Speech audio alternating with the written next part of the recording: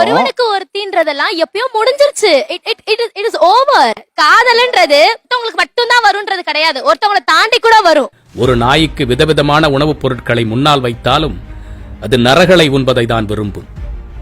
எந்த ஒழுக்கமும் எந்த கட்டுப்பாடும் நெறியும் இல்லாத ஒரு கழுத்தடையை அழைத்து வந்து அதுதான் இந்த சமூகத்தின் உதாரணம் என்று நிறுவ முயலும் உங்களை எந்த செருப்பை கொண்டு அடிக்க? நான் இப்படிதான் இருக்கணும், இப்படி இருக்கக்கூடாது என்று சொல்ல நீங்கள் யார் என்று பொங்கும் அரைவேக்காடுகளே. 10 பேரை வைத்து 1 மணி நேரம் நிகழ்ச்சி நடத்தக்கூடிய உங்களுக்கே நெறியாளர் என்று ஒருவர் தேவைப்படுகின்றது. இந்த நிகழ்வில் இப்படிதான் பேச வேண்டும், இதை பேசக்கூடாது, இதை செய்ய வேண்டும், இதை செய்யக்கூடாது என்று கட்டுப்படுத்துவதற்கு ஒருவர் தேவைப்படும் பொழுது ஆயுள் முழுவதற்கும் கோடான கோடி பேர்கள் ஒன்றாக இணைந்து பிணைந்து வாழக்கூடிய வாழ்க்கைக்கு எப்படிப்பட்ட நெறிமுறைகளும் கட்டுப்பாடுகளும் தேவை? மனித உருவில் இருப்பதனால் எல்லாம் மனிதனாகிவிட முடியாது.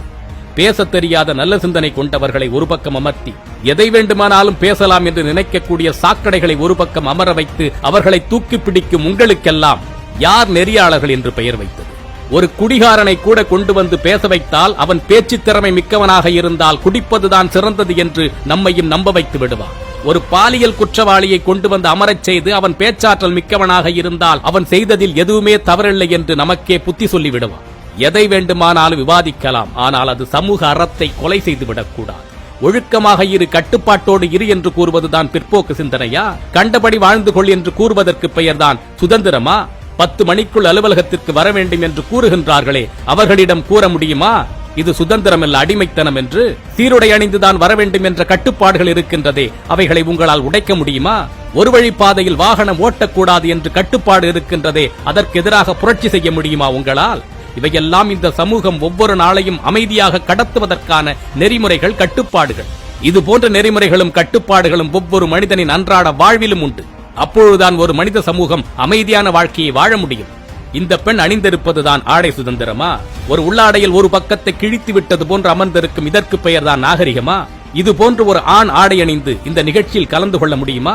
வெறும் உள்ளாடையை மட்டும் அணிந்து கொண்டு இது என்னுடைய ஆடை சுதந்திரம், தவறு உங்கள் கண்ணில் தான் இருக்கின்றது, உங்கள் பார்வையை மாற்றுங்கள் என்று ஒரு ஆண் கூறினால் நீங்கள் அதை ஏற்றுக்கொண்டு இந்த நிகழ்ச்சியில் பங்கு பெற அனுமதிப்பீர்களா?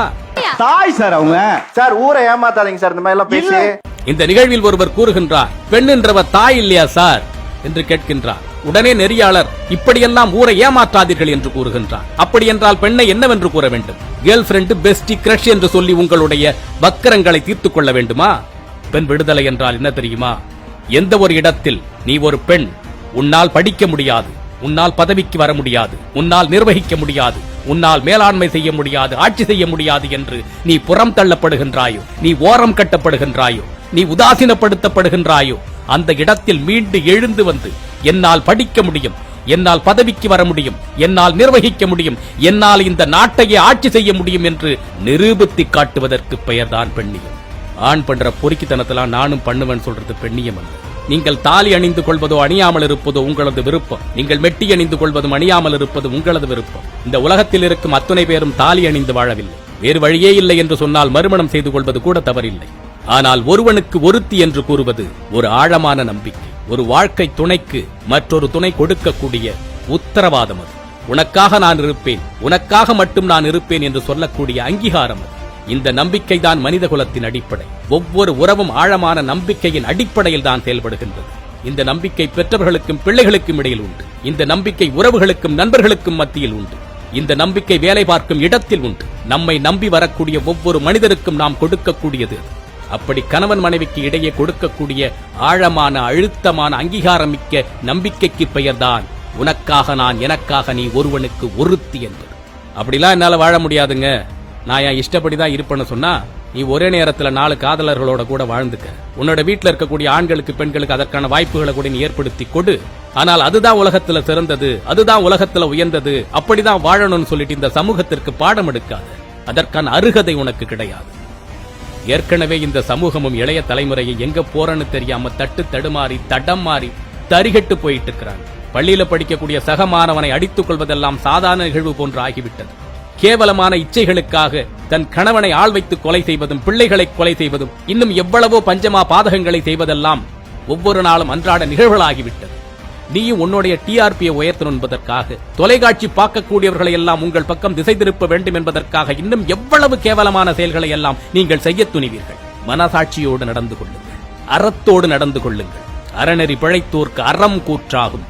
எனக்கு ஒரு சந்தேகம், ஒருவனுக்கு ஒருத்தின்னு சொல்லக்கூடியது ஒரு ஆணை பார்த்து நீ ஒழுக்கமாயிரு ஒருத்தியோட வாழுன்னு சொல்லக்கூடிய ஒரு கட்டுப்பாடு, ஒரு நெறிமுறை. ஒரு ஆணை பார்த்து நீ ஒழுக்கமாயிரு ஒருத்தியோட வாழுன்னு சொல்லும் பொழுது ஏன் சில பெண்களுக்கு கோபம் வருது? ஆண் ஒழுக்கமா இருக்கிறதுல உங்களுக்கு சில பிரச்சனைகள் இருக்கா? சிந்திப்போம். மற்றொரு பதிவில் சந்திப்போம். தமிழனாய் பிறந்தேன் என்ற பெருமையுடன் விஜய் சீதாராம்.